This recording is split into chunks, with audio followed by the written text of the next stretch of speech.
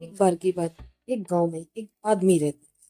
वो आदमी बहुत ही ज्यादा आलसी था। कोई काम नहीं करता था। वो एकदम निठल्ला था और नकारा था।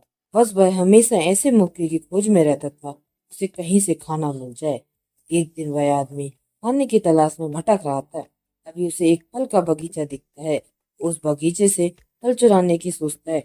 भी वह बगीचे के अंदर चला जाता है और एक पेड़ पे चढ़ जाता है। लेकिन तभी अचानक वहां पर उस बगीचे का मालिक आ जाता है और उस आदमी को पेड़ पर चढ़ता हुआ देख लेता है। वो उस आदमी को चिल्लाते हुए नीचे आने के लिए कहता है।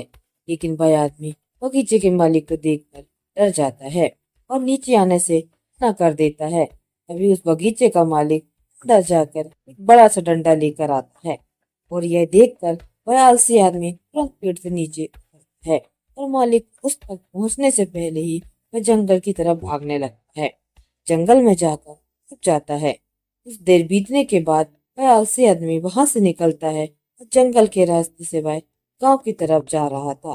तभी उसे एक लोमड़ी दिखाई देती है, जिसके सिर्फ दो ही पैर थे और उसके दो पैर टूटे हुए थे। वह जंगल में रेंगती हुई चल रही थी। यह देखने के बाद वह आलसी आदमी सोचता है कि यह लोमड़ी अब तक इस घने जंगल में जिंदा कैसे है। यह लोमड़ी भाग नहीं सकती, चल नहीं सकती, तो अपने लिए खाने का इंतजाम कैसे करती होगी और कैसे यह लोमड़ी अपने आप को इस घने जंगल में दूसरे जानवरों से बचाती होगी। वह आलसी आदमी ये सोच ही रहा था, तभी अचानक वहां पर एक शेर आ जाता है, जिसके मुंह में मांस का एक टुकड़ा था और वह शेर उस अपाहिज लोमड़ियों की तरफ बढ़ रहा था। शेर को देखकर दूसरे सारे जानवर वहां से भाग जाते हैं और वहां सिर्फ अपाहिज लोमड़ी रह जाती है। और वहां से वह आलसी आदमी अपनी जान बचाने के लिए वह एक पेड़ पर चढ़ जाता है और फिर जो होता है उसे देखकर वह आलसी आदमी हैरान हो जाता है। वो शेर उस मांस के टुकड़े को उस लोमड़ी के सामने छोड़ देता है और वहां से चला जाता है। और अब वह मांस के टुकड़े को लोमड़ी खाने लगती है और वह आलसी आदमी यह देखकर हैरान हो जाता है और ऊपर वाले का प्लान देख वह मन ही मन खुश हो जाता है। और तभी वह सोचता है, ईश्वर के पास सबके लिए कोई ना कोई प्लान होता है और अगर ईश्वर के पास इस लोमड़ी के लिए प्लान है, मेरे लिए भी जरूर कोई ना कोई प्लान होगा।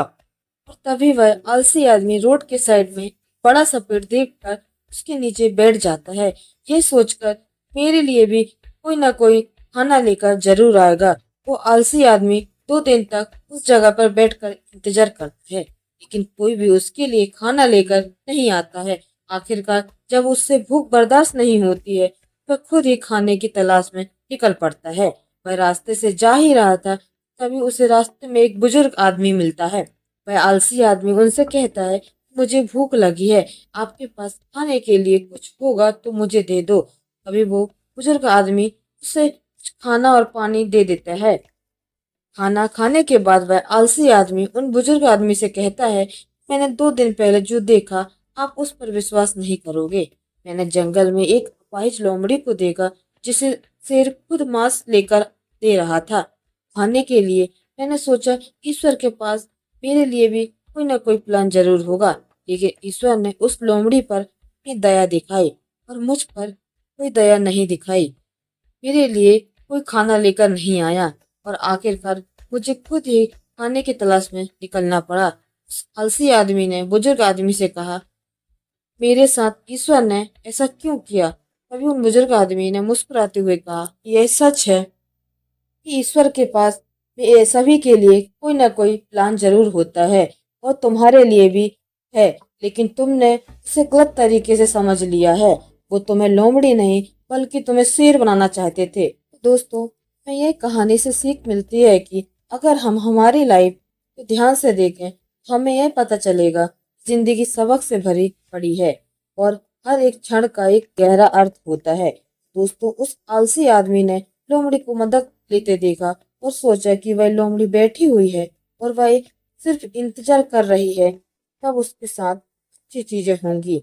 लेकिन वह आलसी आदमी यह भूल गया था, वह लोमड़ी मजबूर थी, लेकिन हम उस लोमड़ी की तरह मजबूर और लाचार नहीं हैं। ऊपर वाले ने हमें क्षमता दी है अपना काम करने की, बिल्कुल उस शेर की तरह हमारे पास भी खुद की ताकत और क्षमता है।